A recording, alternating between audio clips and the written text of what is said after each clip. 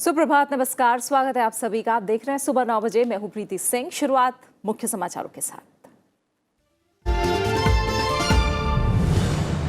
राज्यसभा के एजेंडे में नागरिकता संशोधन विधेयक 2019 समेत कई अहम विधेयक।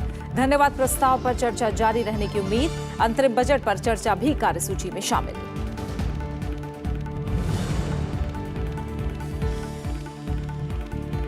अंतरिम बजट को लोकसभा से मंजूरी के बाद आज वित्त विधेयक 2019 पर होगा विचार। एजेंडे में अनियमित जमा योजनाओं पर पाबंदी से जुड़ा बिल भी शामिल। विधेयक में गरीबों को ठगने वाली पोंजी स्कीमों पर लगाम लगाने का प्रावधान।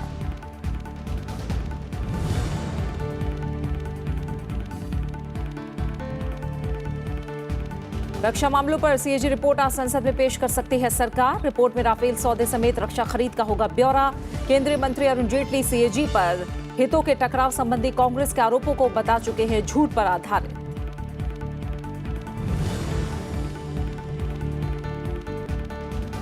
प्रधानमंत्री आज हरियाणा के कुरुक्षेत्र से देंगे स्वच्छता का संदेश। स्वच्छ शक्ति 2019 सम्मेलन में देश भर की महिला सरपंचों और पंचों को करेंगे संबोधित। नेशनल कैंसर इंस्टीट्यूट के शुभारंभ समेत कई परियोजनाओं का करेंगे लोकार्पण और शिलान्यास।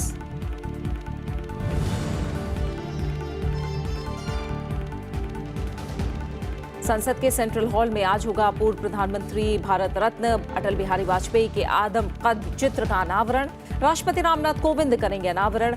उपराष्ट्रपति और प्रधानमंत्री समेत कई केंद्रीय मंत्री और राजनीतिक दलों के नेता रहेंगे मौजूद।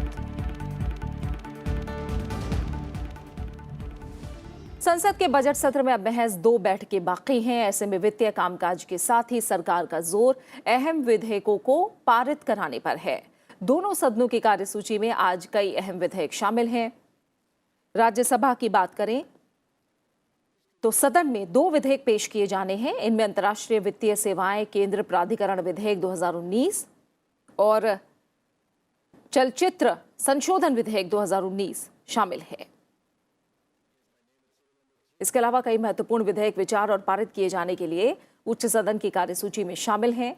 इनमें नागरिकता संशोधन विधेयक 2019, आधार और अन्य विधियां संशोधन विधेयक 2019, कंपनी संशोधन विधेयक 2019, भारतीय आयुर्विज्ञान परिषद संशोधन विधेयक 2018, मध्यस्थतम और सुलह संशोधन विधेयक 2018, नई दिल्ली अंतर्राष्ट्रीय मध्यस्थतम केंद्र विधेयक 2019 और उपभोक्ता संरक्षण विधेयक 2018 शामिल हैं। इसके अलावा राज्यसभा के एजेंडे में अंतरिम बजट पर सामान्य चर्चा भी शामिल है।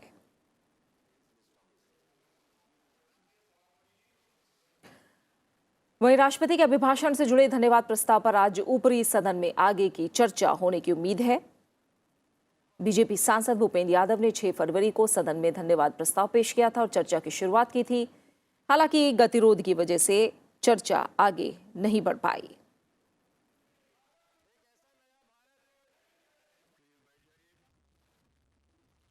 वहीं लोकसभा की बात करें तो आज के एजेंडे में कई महत्वपूर्ण विधेयक विचार और पारित किए जाने के लिए सदन की कार्यसूची में शामिल हैं। इनमें अनियमित जमा और बचत योजनाओं को गैर कानूनी बनाने वाले विधेयक शामिल हैं। कैबिनेट ने हाल ही में banning of unregulated deposit scheme bill 2018 में संशोधन को मंजूरी दी थी। इसके अलावा जलियांवाला बाग राष्ट्रीय स्मारक संशोधन विधेयक 2018 और केंद्रीय विश्वविद्यालय संशोधन विधेयक 2018 भी लोकसभा की कार्यसूची में शामिल है। वहीं लोकसभा में आज वित्त विधेयक 2019 पर भी चर्चा होगी। वित्त मंत्री पीयूष गोयल विधेयक पारित करने का भी प्रस्ताव करेंगे। इसमें आगामी वित्तीय वर्ष के लिए कराधान से संबंधित प्रावधान शामिल होते हैं। इसमें बजट में प्रस्तावित करों को लागू करने, खत्म करने, रियायत देने, बदलने या नियमित करने से जुड़े सारे दस्तावेज शामिल होते हैं। वित्त विधेयक भी धन विधेयक होता है। वित्त विधेयक पर चर्चा के दौरान तमाम सांसद अपने सुझाव देते हैं।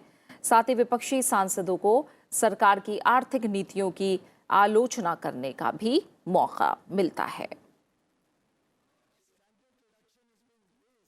और फिलहाल हम रुक करेंगे अपने संवाददाता अखिलेश सुमन का, जो कि इस समय हमारे साथ जुड़े हुए हैं।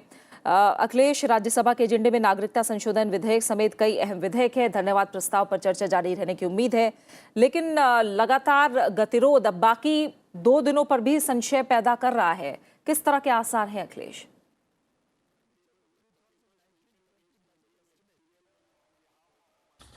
देखिए, अगर ये कहा जाए कि आज सीएजी रिपोर्ट जिस तरीके से आने की संभावना है, हालांकि सीएजी रिपोर्ट डिफेंस सर्विसेज पर भी है, उसके अलावा रियल सेक्टर पे भी है, लेकिन निश्चित तौर पे डिफेंस सर्विसेज में अगर राफेल को शामिल किया जा रहा है तो सीएजी रिपोर्ट पे एक हो सकता है कि एक आलोचना प्रत्यालोचना का दौर चले। अब देखना होगा, क्योंकि सुबह ही सीएजी की रिपोर्ट रखी जाएगी, अपोजिशन को भी इसको देखने में समय लगेगा, लेकिन जैसा कि लगता है कि कुछ बातें पहले से ही खबरों में चल रही है। अगर अपोजिशन को लगा कि वही सारी बातें सीएजी में है तो निश्चित तौर पे मुझे लगता है कि राज्यसभा की कार्रवाई में व्यवधान होगा, प्रीति।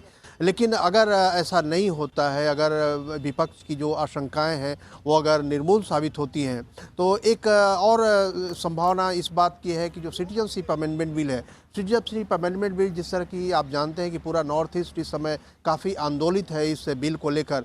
हालांकि प्रधानमंत्री नरेंद्र मोदी और गृह मंत्री राजनाथ सिंह ने भी इस बात का आश्वासन दिया है कि स्थानीय लोगों को इससे कोई परेशानी नहीं आने दी जाएगी, उनके अधिकारों को कोई चुनौती नहीं मिलेगी। लेकिन निश्चित तौर पे कल जिस तरीके से अरुणाचल प्रदेश में बीजेपी के जो मुख्यमंत्री हैं उन्होंने मुलाकात की पेमा खांडू ने, उसके बाद मणिपुर में भी बीजेपी की हिस्से ही आने वाले एन बीरेन सिंह हैं मुख्यमंत्री, वो भी कल मिले हैं यूनियन होम मिनिस्टर से। तो ऐसी स्थिति में निश्चित तौर पे सिटीजनशिप अमेंडमेंट बिल अगर आता है कंसिडरेशन और पासिंग के लिए जिसकी संभावना मुझे कम लगती है। आज जिस तरीके से धन्यवाद प्रस्ताव लंबित है, इंटरिम बजट पे चर्चा लंबित है, लेकिन इसके बावजूद अगर आती है तो उस पर थोड़ी सी मुझे लगता है खींचतान होने की आशंका है, प्रीति। बिल्कुल बिल्कुल, बहुत बहुत शुक्रिया अखिलेश इस बातचीत के लिए, इस जानकारी को हम तक पहुंचाने के लिए फिलहाल आपका। और इससे पहले लोकसभा से कल अंतरिम बजट को मंजूरी मिल गई है।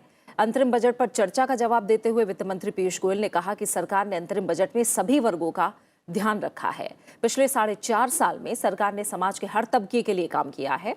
वित्त मंत्री ने सिलसिलेवार जानकारी दी कि पिछली सरकार के मुकाबले उनकी सरकार ने हर क्षेत्र में पहले से कई गुना ज्यादा बजट दिया है। उन्होंने कहा कि विपक्ष जनहित से जुड़ी योजनाओं पर सवाल उठाकर अपना गरीब विरोधी चेहरा दिखा रहा है। साथ ही कहा कि रक्षा बजट को लेकर भी झूठ फैलाया जा रहा है। कुछ आरोप लगाए गए कि मनरेगा में पैसा कम, पिछले बजट में 55,000 था, जरूरत पड़ी तो हमने 6,000 करोड़ अधिक दिया, इस बजट पे 60,000 किया। जो ब्याज हाउसिंग लोन पे दिया जाता था वो कांग्रेस के समय 1.5 लाख था, हमने 2 लाख कर दिया।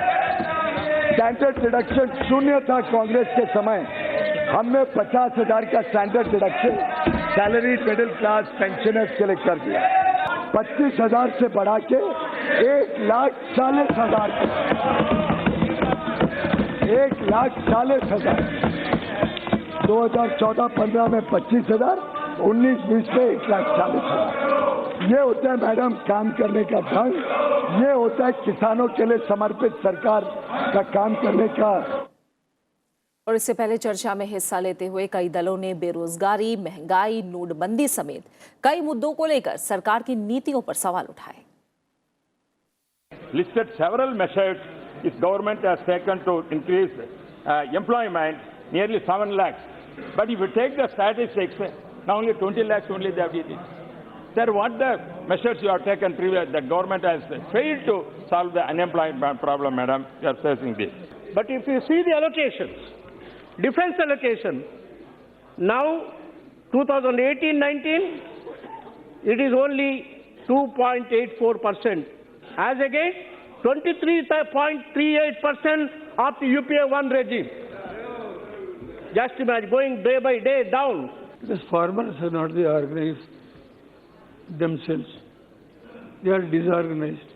In last 5 years, how much protection has been, protest was made by the farmers? Any state, you take for example, how many farmers have died? This government has not been able to bring back the people who fled with banks' money. Nirav Modi, with 11,500 crores of Punjab National Bank, escaped. Rajya Sabha में कल भी गतिरोध की वजह से सदन की कार्यवाही बाधित रही। कांग्रेस, समाजवादी पार्टी और टीडीपी ने अलग अलग मुद्दों पर सदन में गतिरोध पैदा किया, जिसकी वजह से कार्यवाही को पहले दोपहर 2 बजे और उसके बाद दिन भर के लिए स्थगित करना पड़ा। सदन की कार्यवाही शुरू होते ही सभा पटल पर कई मंत्रालयों से जुड़े अहम पत्र रखे गए। इसके बाद आसन की अनुमति से केंद्रीय जनजातीय मंत्री जुएल ओराम ने संविधान अनुसूचित जनजाति आदेश 3रा संशोधन विधेयक 2019 पेश किया। अरुणाचल प्रदेश की अनुसूचित जनजातियों की सूची में कुछ और समुदायों को शामिल करने के लिए संविधान अनुसूचित जनजाति आदेश 1950 में संशोधन के खातिर ये विधेयक लाया गया है। Joel Oram to move for leave to introduce Constitution Tribes Amendment Bill. I beg to move for leave to introduce a bill further to amend. Nothing shall go on record other than the minister. Please go back to your seat. Don't show posters. In relation to the state of Arunachal Pradesh. The question is that the leave be granted to introduce the bill. Those in favor will please say aye. Those against will please say no. I think the ayes have it, the ayes have it, the ayes have it, the ayes have it. Sir, I introduce the bill. Please introduce. गतिरोध के बीच विदेश मंत्री सुषमा स्वराज ने अनिवासी भारतीय विवाह रजिस्ट्रीकरण विधेयक 2019 पेश किया। Registration of marriages and non-resident Indians, very important thing. Srimati Sushma Swaraj to move for leave to introduce the registration of marriage non-resident Indians. Introduction only. Introduction. You can't stop introduction. The question is that leave to granted to introduce the bill. Those in favor will say aye. Those against will say no. I think the ayes have it, the ayes have it, the ayes have it.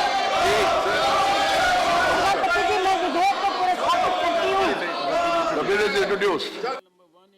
Samajwadi party, Congress और TDP ने अलग अलग मुद्दे को लेकर अवरोध पैदा किया। कांग्रेस और टीडीपी के सांसद इस दौरान वेल में आ गए, जिसकी वजह से कार्रवाई में अवरोध हुआ।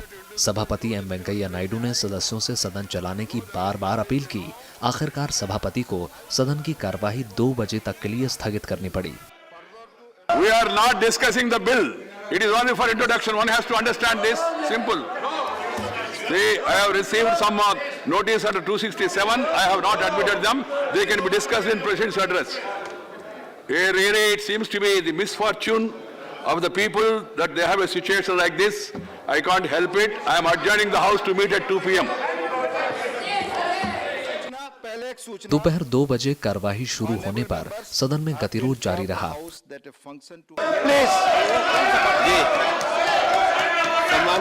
माननीय सांसदगण, मैं आपसे पुनः अपील करना चाहूंगा कि बिजनेस एडवाइजरी कमेटी में तय व पहले से आज के कार्यक्रम में निर्धारित विषय पर ही हम चर्चा करें। माननीय राष्ट्रपति जी के संबोधन पर बहस करें। कोई अन्य बात रिकॉर्ड पे नहीं जाएगी। अवरोध की वजह से सदन में राष्ट्रपति के अभिभाषण पर धन्यवाद प्रस्ताव पर चर्चा नहीं हो सकी। गतिरोध जारी रहने पर उपसभापति को आखिरकार सदन की कार्यवाही दिन भर के लिए स्थगित करनी पड़ी। चूंकि हाउस ऑर्डर में नहीं है, the house adjourned till 11 hours on Tuesday, 12th February 2019. Panchanan Mishra, Rajya Sabha TV. वहीं राफेल सौदे पर मचे घमासान के बीच सरकार आज नियंत्रक और महालेखा परीक्षक यानी सीएजी रक्षा मामलों पर अपनी रिपोर्ट संसद में पेश कर सकती है। पीटीआई ने सूत्रों के हवाले से एक खबर दी है। रिपोर्ट में राफेल सौदे समेत रक्षा खरीद का ब्यौरा होगा। मौजूदा 16वीं लोकसभा का वर्तमान सत्र बुधवार को समाप्त हो रहा है। अप्रैल मई में आम चुनाव के बाद 17वीं लोकसभा का गठन होगा। रिपोर्ट से पहले कांग्रेस ने रविवार को सीएजी राजीव महर्षि पर हितों के टकराव का आरोप लगाया था, जिसे सरकार ने खारिज कर दिया। टकराव संबंधी कांग्रेस के आरोपों को झूठ पर आधारित बताया है। उन्होंने आरोप लगाया था कि कांग्रेस झूठ के आधार पर अब सीएजी जैसी संस्था पर कलंक लगा रही है। उन्होंने लिखा था कि वित्त सचिव सिर्फ एक पद है जो वित्त मंत्रालय में वरिष्ठतम सचिव को दिया जाता है और आर्थिक मामलों के सचिव का रक्षा मंत्रालय के खर्च से जुड़ी फाइलों में कोई भूमिका नहीं होती। रक्षा मंत्रालय की फाइलों को सचिव एक्सपेंडिचर देखते हैं।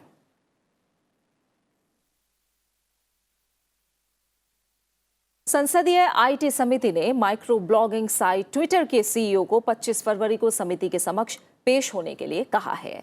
फेक न्यूज, राजनीतिक पक्षधरता और गोपनीयता के मुद्दों पर चर्चा के लिए सूचना प्रौद्योगिकी पर संसदीय समिति ने पहले 7 फरवरी को यह बैठक बुलाई थी, जिसमें ट्विटर के सीईओ और वरिष्ठ अधिकारियों को शामिल होने के लिए कहा गया था। लेकिन सोशल मीडिया कंपनी की तरफ से समय की मांग किए जाने के बाद बैठक 11 फरवरी तक के लिए स्थगित कर दी गई थी। कल बुलाई गई बैठक में शामिल होने के लिए ट्विटर इंडिया के अधिकारी ही पहुंचे थे, लेकिन समिति से मुलाकात नहीं कर सके। संसदीय समिति ने ट्विटर के सीईओ और उसके अधिकारियों को 25 फरवरी को पेश होने के लिए कहा है। संसद के केंद्रीय कक्ष में पूर्व प्रधानमंत्री भारत रत्न अटल बिहारी वाजपेयी के चित्र का अनावरण आज राष्ट्रपति रामनाथ कोविंद करेंगे। पूर्व प्रधानमंत्री अटल बिहारी वाजपेयी के आदमकद चित्र के अनावरण का कार्यक्रम आज सुबह करीब 10 बजे शुरू होगा। केंद्रीय कक्ष में इस आयोजन के बाद राष्ट्रपति रामनाथ कोविंद संबोधित भी करेंगे। भारत रत्न अटल बिहारी वाजपेयी के चित्र के अनावरण के साथ ये दिलचस्प इतिहास बनेगा कि 1 माह के भीतर ही केंद्रीय कक्ष में राष्ट्रपति दूसरी बार पधारेंगे। इस दौरान उपराष्ट्रपति एम वेंकैया नायडू, प्रधानमंत्री नरेंद्र मोदी और विभिन्न दलों के अन्य नेताओं के मौजूद रहने की उम्मीद है। भारतीय राजनीति में पुरजोर दखल रखने वाले पूर्व प्रधानमंत्री अटल बिहारी वाजपेयी ने अपनी दूरदर्शिता और करिश्माई व्यक्तित्व की वजह से जीवन के हर क्षेत्र में अमिट छाप छोड़ी। 25 दिसंबर 1924 को मध्य प्रदेश के ग्वालियर में जन्मे वाजपेयी छात्र जीवन से ही राजनीतिक गतिविधियों में सक्रिय रहे और आजादी के आंदोलनों में भी हिस्सा लिया। 3 बार देश के प्रधानमंत्री रहे वाजपेयी ने खराब स्वास्थ्य की वजह से 2009 में खुद को सक्रिय राजनीति से अलग कर लिया था। उन्होंने अपने करिश्माई व्यक्तित्व और कुशल नेतृत्व क्षमता के दम पर देश की राजनीति में एक अलग पहचान बनाई। राष्ट्र निर्माण में उनके योगदान के लिए उन्हें भारत रत्न से सम्मानित किया गया। लंबी बीमारी के बाद पिछले साल 16 अगस्त को उन्होंने अंतिम सांस ली थी। प्रधानमंत्री नरेंद्र मोदी आज हरियाणा में कुरुक्षेत्र का दौरा करेंगे। वो स्वच्छ शक्ति 2019 में हिस्सा लेंगे और प्रधानमंत्री स्वच्छ शक्ति 2019 पुरस्कार प्रदान करेंगे। स्वच्छ शक्ति 2019 एक राष्ट्रीय आयोजन है जिसमें देश भर की महिला पंच और सरपंच सम्मिलित होंगी। संभावना है कि इस वर्ष स्वच्छ शक्ति आयोजन में 15,000 महिलाएं हिस्सा लेंगी। इस आयोजन का उद्देश्य महिलाओं का सशक्तिकरण है। प्रधानमंत्री कुरुक्षेत्र में स्वच्छ सुंदर शौचालय प्रदर्शनी का भी दौरा करेंगे और एक जनसभा को भी संबोधित करेंगे। इसके अलावा प्रधानमंत्री हरियाणा में कई विकास परियोजनाओं का उद्घाटन और शिलान्यास भी करेंगे। प्रधानमंत्री झज्जर में बाड़सा स्थित राष्ट्रीय कैंसर संस्थान का लोकार्पण करेंगे। साथ ही ESIC मेडिकल कॉलेज और अस्पताल फरीदाबाद का भी उद्घाटन करेंगे। प्रधानमंत्री पंचकुला में राष्ट्रीय आयुर्वेद संस्थान और कुरुक्षेत्र में श्री कृष्ण आयुष विश्वविद्यालय का शिलान्यास भी करेंगे। साथ ही पानीपत में पानीपत संग्राम संग्रहालय करनाल में पंडित दीनदयाल उपाध्याय स्वास्थ्य विज्ञान विश्वविद्यालय और पंडित दीनदयाल उपाध्याय स्वास्थ्य विज्ञान विश्वविद्यालय का भी शिलान्यास करेंगे। प्रधानमंत्री ने कहा है कि तेल और गैस महज व्यापार की वस्तु नहीं है, बल्कि लोगों की जरूरत भी है। प्रधानमंत्री ने ये बात कल 13वें पेट्रोटेक सम्मेलन के उद्घाटन मौके पर कही। उन्होंने कहा कि आज कई देशों के सामने इस बात की चुनौती है कि वो अपने नागरिकों को सस्ती, कुशल, स्वच्छ और सुनिश्चित ऊर्जा की आपूर्ति करें। प्रधानमंत्री ने कहा कि भारत तेजी से सबके लिए ऊर्जा की तरफ बढ़ रहा है और देश में ब्लू फ्लेम क्रांति गति पकड़ रही है। इसके अलावा उन्होंने ये भी कहा कि जलवायु परिवर्तन की चुनौतियों को लेकर पेरिस में COP21 के जो लक्ष्य हमने अपने लिए तय किए थे उन्हें हासिल किया जा सकता है और भारत अपनी प्रतिबद्धताओं को पूरा करने के लिए तेजी से आगे बढ़ रहा है।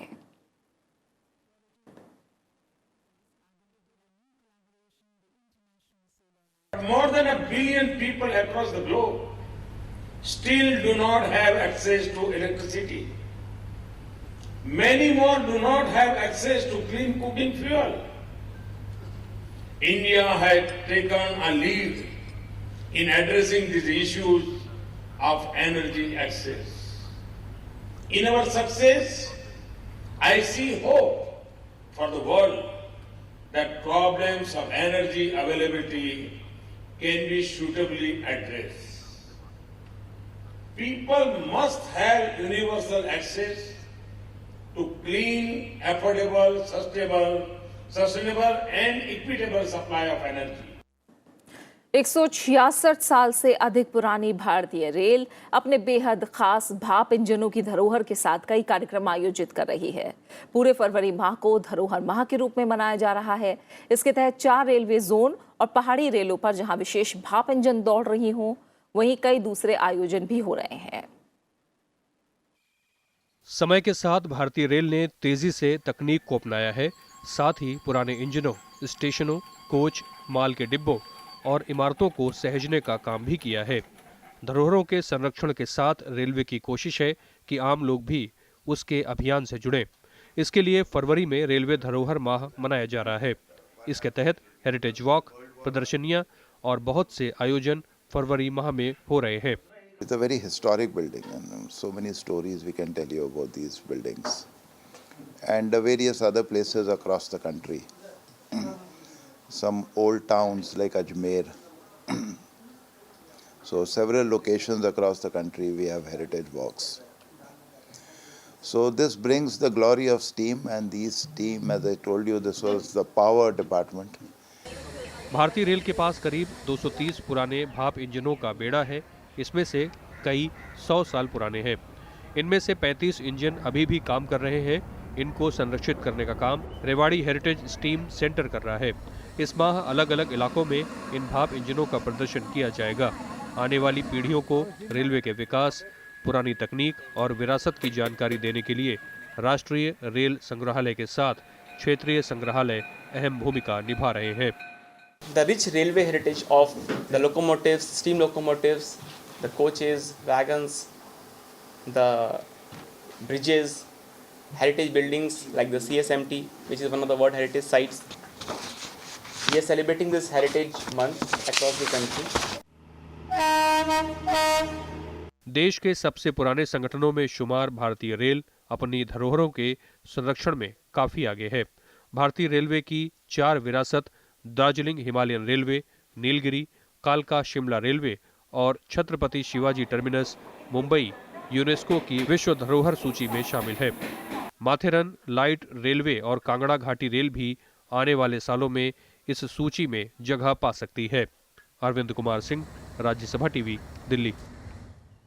कांग्रेस महासचिव और पूर्वी उत्तर प्रदेश की प्रभारी बनने के बाद कार्यकर्ताओं में जोश भरने के लिए प्रियंका गांधी वाड्रा पहली बार उत्तर प्रदेश के दौरे पर हैं। कल उन्होंने लखनऊ में एक रोड शो किया जो शहर के कई इलाकों से गुजरा। प्रियंका गांधी के साथ कांग्रेस अध्यक्ष राहुल गांधी और पश्चिमी उत्तर प्रदेश के प्रभारी ज्योतिरादित्य सिंधिया और राज्य के बड़े कांग्रेसी नेता भी मौजूद थे।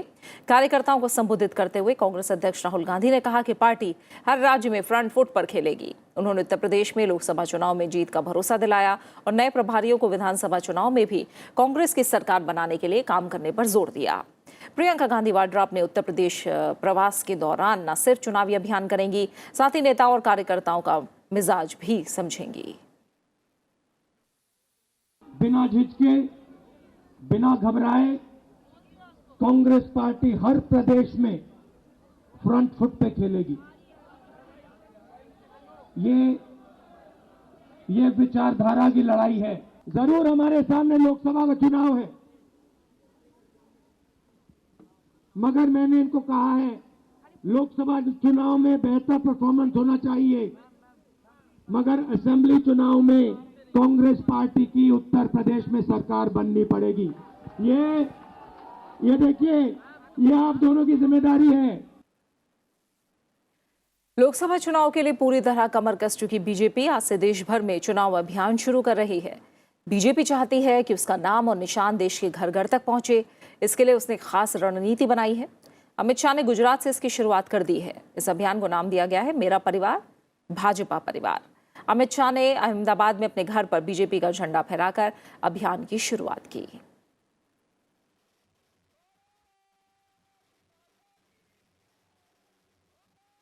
आंध्र प्रदेश को विशेष राज्य का दर्जा देने की मांग को लेकर राज्य के मुख्यमंत्री और तेलुगु देशम पार्टी के अध्यक्ष एन चंद्रबाबू नायडू ने कल दिल्ली में एक दिन का अनशन किया।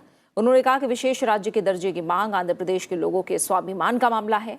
एन चंद्रबाबू नायडू के उपवास को समर्थन देने कांग्रेस अध्यक्ष राहुल गांधी, पूर्व प्रधानमंत्री मनमोहन सिंह समेत कई विपक्षी दलों के नेता धरना स्थल पर पहुंचे। मुख्यमंत्री नायडू के साथ उनके मंत्री, टीडीपी विधायक और सांसद भी धरने पर बैठे। अपना उपवास शुरू करने से पहले उन्होंने राजघाट जाकर बापू की समाधि को श्रद्धांजलि दी। एन चंद्रबाबू नायडू विशेष राज्य के दर्जे की मांग नहीं माने जाने पर एनडीए से अलग हो चुके हैं। दिल्ली के करोल बाग में एक होटल में भीषण आग लगने से 12 लोगों की मौत हो गई है। फिलहाल आग पर काबू पा लिया गया है। करोल बाग के अर्पित होटल में आग लगी।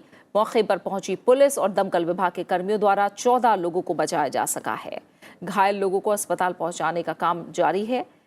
ये हादसा कल देर रात हुआ। आग की खबर मिलते ही अग्निशमन विभाग की 25 गाड़ियां घटनास्थल पर पहुंच गईं। बचाव अभियान अब भी जारी है। और इसी के साथ फिलहाल सुबह 9 बजे की खबरों में मेरे साथ इतना ही। ब्रेक के बाद देखिए विशेष। नमस्कार।